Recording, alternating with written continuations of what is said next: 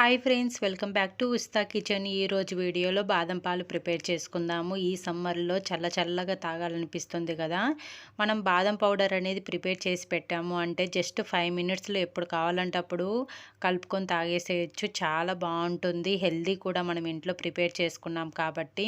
అంతేకాకుండా మనం డైలీ పిల్లలకి మిల్క్ ఇస్తుంటాం కదా, మనము ఏదైనా పౌడర్ కలిపేసి ఇస్తాము, హార్లిక్స్, బూస్ట్ అలా కాకుండా ఈ పౌడర్ కలిపి ఇవ్వచ్చు. టేస్ట్ ఉంటుంది, హెల్దీ కూడా. ఇంటికి ఎవరైనా గెస్టులు వచ్చినా కూడా ఇలా చేసి ఇవ్వండి, చాలా బాగుంటుంది. వీడియో లాస్ట్ వరకు చూసి తప్పకుండా ట్రై చేయండి. నెక్స్ట్ ప్రాసెస్లోకి వెళ్ళిపోదాము. ఫస్ట్ వాటర్ బాయిల్ చేసుకొని, వాటర్ బాగా వేడిగా ఉన్నప్పుడు 1 కప్పు బాదం వేసుకోవాలి.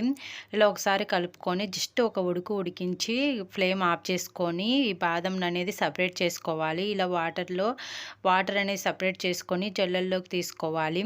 చూడండి, ఇలా ముడత వచ్చేసింది కదా, వెంటనే మనం ఒక పొడి క్లాత్లో వేసుకోవాలి. ఇలా వేసుకొని చేత్తో కాకుండా మనకు అదే క్లాత్తోని ఇలా రబ్ చేసినట్టంటే మనకు పైనున్న బొప్పి అండ్ పప్పు అనేది సపరేట్ అవుతుంది. మీరు చేత్తో ఒక్కొక్కటి వలవాలి అంటే టైం ఎక్కువ పడుతుంది. అంతేకాకుండా వేడిగా ఉంటే మనకు కష్టంగా అనిపిస్తుంది సపరేట్ చేయడం కోసము. ఇలా క్లాత్తోనే రబ్ చేసామంటే మనకు ఈజీగా అయిపోతుంది. ఎక్కడన్నా ఒక చోట అలా సపరేట్ అవ్వకపోయినా చేతితో రబ్ చేసి ఇలా అంటే వచ్చేస్తుంది అనమాట. సో ఇలా చేసుకున్న తర్వాత బాదం పప్పును పొట్టు అనేది సపరేట్ చేసి తీసుకోవాలి. ఇలా తీసుకొని నెక్స్ట్ మళ్ళీ వేరొక క్లాత్లో సపరేట్గా వేసుకోవడం వల్ల మనకు బాదం పప్పులో ఉన్న తడి మొత్తం పూర్తిగా ఆరేంత వరకు ఆరనిచ్చుకోవాలి. ఇలా వేసుకొని ఇలా ఆరిన తర్వాత నెక్స్ట్ ఒక ప్యాన్ పెట్టుకొని మనము చేసుకున్న బాదం పప్పును వేసేసి ఫ్రై చేసుకోవాలి. లో ఫ్లేమ్లో మాత్రమే ఫ్రై చేయాలండి. హై ఫ్లేమ్లో వేస్తే పప్పు అనేది మాడిపోతుంది. జస్ట్ కొంచెం కలర్ చేంజ్ అయిన తర్వాత ఏ కప్పుతో అయితే బాదం పప్పు తీసుకున్నామో సేమ్ అదే కప్పుతోనే 1/2 కప్పు కాజు వేసుకోవాలి. వేసుకొని మళ్ళీ ఒకసారి కలుపుకుంటూ లో ఫ్లేమ్లో ఫ్రై చేసుకోండి. జస్ట్ లైట్ కలర్ చేంజ్ అవ్వాలి. మీరు ఎక్కువ కలర్ చేంజ్ అయ్యేంత వరకు ఫ్రై చేస్తే మీకు టేస్ట్ అనేది మాడిన స్మెల్ వస్తుంది.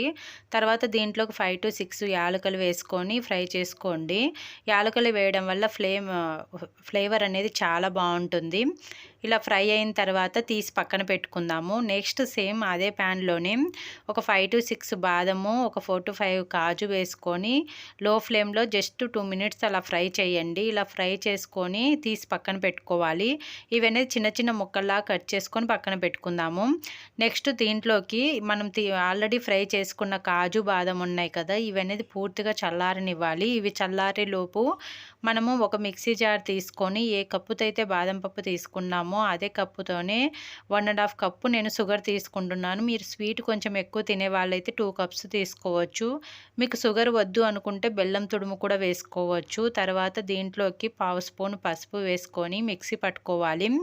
మెత్తగా ఇలా ఫస్ట్ షుగర్ అనేది మిక్సీ పట్టుకున్న తర్వాత దీంట్లోకి నెక్స్ట్ మనం ఆల్రెడీ ఫ్రై చేసి పెట్టుకున్న కాజు, బాదం ఉన్నాయి కదా, అవి వేసేసుకొని ఒకసారి అంతా కలిసే విధంగా కలుపుకోవాలి. ఇలా కలపడం వల్ల మనకు బాదంలో ఉన్న తడి మొత్తం బయటికి వచ్చేస్తుంది కదా, కలపకుండా చేస్తే ముద్దలాగా అవుతుంది. సో ఇలా కలుపుకొని మిక్సీ పట్టుకోవాలి.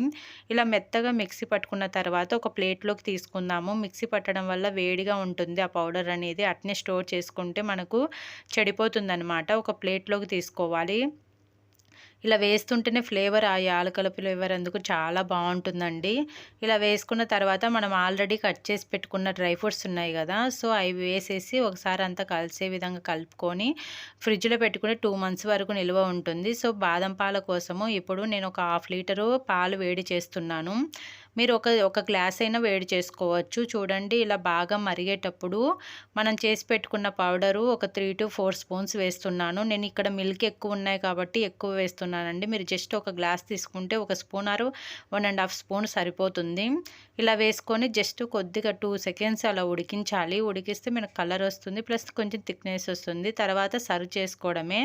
సో ఫ్రిడ్జ్లో పెట్టుకొని తాగితే చల్లగా చాలా బాగుంటుంది. తప్పకుండా ట్రై చేయండి. ట్రై చేసి ఎలా వచ్చింది అనేది కామెంట్ రూపంలో తెలియచేయండి.